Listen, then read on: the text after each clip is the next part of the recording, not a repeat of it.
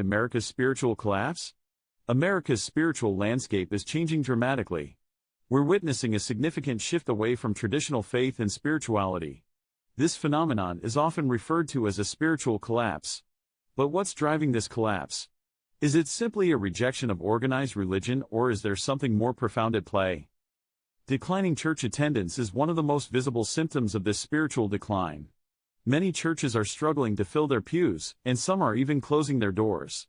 But it's not just church attendance that's declining.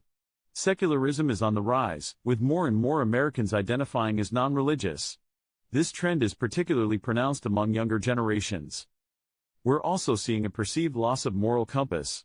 With the erosion of traditional values and the rise of relativism, many Americans are left feeling uncertain about what's right and wrong.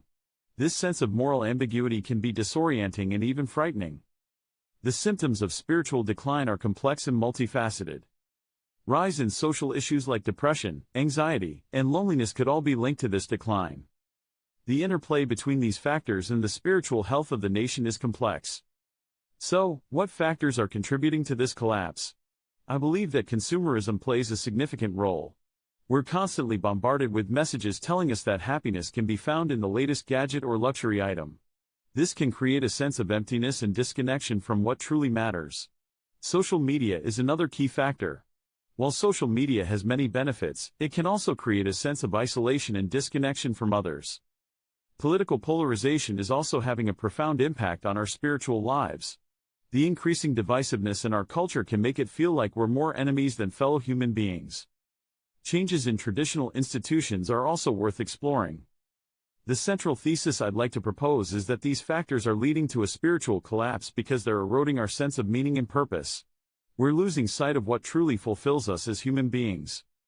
For example, consider the story of a person who's achieved great success in their career but feels deeply unfulfilled. They may have all the trappings of success, but they're missing a sense of purpose and connection to something larger than themselves. This is not just a personal problem, it's a societal one. When we lose sight of what truly matters, we can become lost and disconnected. In conclusion, the spiritual collapse in America is a complex issue with many contributing factors. We've explored some of the key symptoms and factors driving this collapse. The question is, what's the future of faith in America?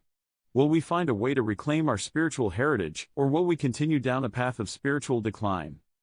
If you've got your own thoughts on this topic, I'd love to hear them in the comments section below. Don't forget to subscribe for more content on similar topics.